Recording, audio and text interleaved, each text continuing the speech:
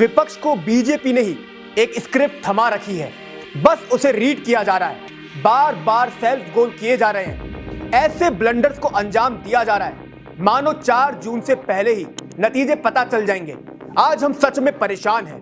मन में बस ये सवाल आ रहा है, ये कैसा विपक्ष है? एक तरफ लोकतंत्र को बचाने की बात कर रहे हैं, दूसरी तरफ उसी लोकतंत्र को तार तार कर रहे हैं। ऐसी बयानबाजी हो रही है। अफसोस, पूछना पड़ेगा, जनाब पाकिस्तान में आ गए हैं क्या?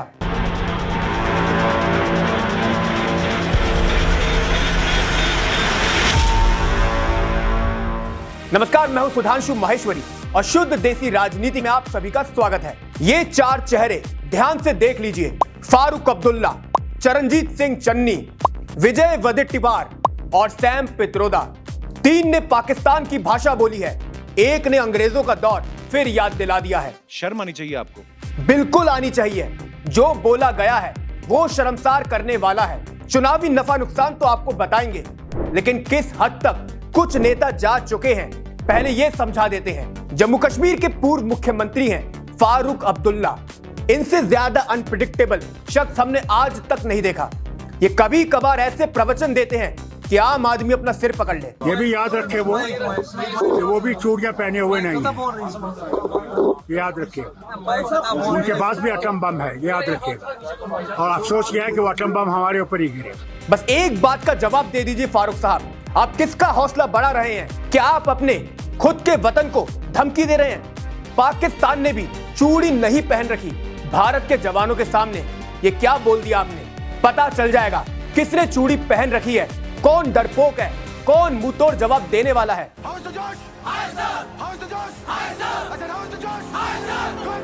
उम्मीद करते हैं फारूक अब्दुल्ला भी सेना के जोश पर गर्व महसूस करेंगे। खैर, आगे बढ़ते हैं। आज हम ऐसे नेताओं की एक लंबी लिस्ट लेकर आए हैं। ये मत सोचिए कि ये सारे विपक्ष के नेता हैं। ये सोचिए जो देश के सामने विकल्प बनना चाहते हैं, क्या वो असल में वो विकल्प बनने को तैयार भी हैं? एक और महाशय हैं, ये भी मुख्यमंत्री रह चुके हैं। नाम है चरणजीत सिंह चन्नी। पुंछ में एक आतंकी हमला हुआ, हमारा एक जवान शहीद हो गया। जानकारों ने कहा पुलवामा जैसा हमला किया गया, लेकिन लगता है चन्नी ने गलत सेंस में उस बात को ले लिया। पुलवामा जैसा हमला हुआ था, पुलवामा जैसी राजनीति नहीं करनी थी। आप भी सुनिए चन्नी जी क्या बोल गए हैं। पिछली बार भी जब इलेक्शन आते हैं तो ऐसे स्टंट खेले जाते हैं और बीजेपी को जिताने का संविधान तैयार किया जाता है। ये तैयार किए हुए सारे पहले से तैयार करके हमले करवाए जाते हैं। ये बीजेपी को जिताने का एक स्टंट होता है, इसमें सच्चाई नहीं होती। लोग मरवाने और लोगों के लाशों पे खेलना ये बीजेपी को आता है। ये बयान अपने आप में शर्मनाक है। हम ज्यादा बोलकर क्या कर लेंगे? बस चन्नी जी को याद दिला दें, विक्की पहाड़े एक बहादुर सैनिक थे। बेटे के जन्मदिन पर घर जाने वाले थे, बस उस नापाक हमले ने उनसे वो खुशी छीन ली। उस शहादत को याद कर अगर चन्नी का मन बदल जाए तो बड़ी बात होगी। वैसे चन्नी से भी एक और महान नेता है, इतने महान कि इन्हें तो ज्यादा लोग भी नहीं जानते, लेकिन डायलॉग बाजी और भाषण जबरदस्त देते हैं। नाम है विजय वडेट्टीवार। 2024 के चुनाव में उन्हें 26/11 वाला आतंकी हमला याद आ गया। वहां भी उन्होंने शहीद हेमंत करकरे को लेकर बोल दिया। जनाब ने कहा हेमंत करकरे की मौत आतंकी अजमल कसाब ने नहीं, बल्कि आरएसएस से जुड़े एक पुलिस अधिकारी द्वारा चलाई गई गोली से हुई थी। खोपड़ी तोड़। जवानों, पुलिस वालों को लेकर इस प्रकार की बयानबाजी को कौन जायज बताएगा? क्या यही है राहुल गांधी की संविधान बचाने वाली बात? क्या यही है मोहब्बत की दुकान जहां जवानों की शहादत का मजाक बन रहा है? हम जानते हैं सामने से कोई जवाब नहीं आएगा, किसी तरह से ये मुद्दा दब जाए, यही हर कोई चाहता है। लेकिन क्या है ना, विवादों की लिस्ट इस बार लंबी है, इसलिए एक मुद्दे को दबाएंगे दूसरा हाजिर हो जाएगा। इंडिया वाले इस समय सैम पित्रोदा को बहुत कोस रहे हैं, जी भर के सुना रहे हैं। मतलब खुद सोचिए, कैसे कोई बोल सकता है दक्षिण वाले अफ्रीकी जैसे, पूर्वोत्तर वाले चाइनीज जैसे 21वीं सदी में जब विकसित भारत की बात हो रही हो, we are talking about colour. अब हम क्योंकि ऐसे किसी भी बयान की पैरवी नहीं करते, सो ज्यादा फुटेज नहीं देने वाले।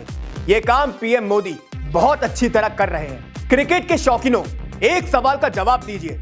कोई बैट्समैन शॉर्ट बॉल बहुत अच्छी खेलता हो तो क्या आप लगातार उसे छोटी गेंद फेंकते रहेंगे या यॉर्कर डालकर आउट करने की कोशिश करेंगे?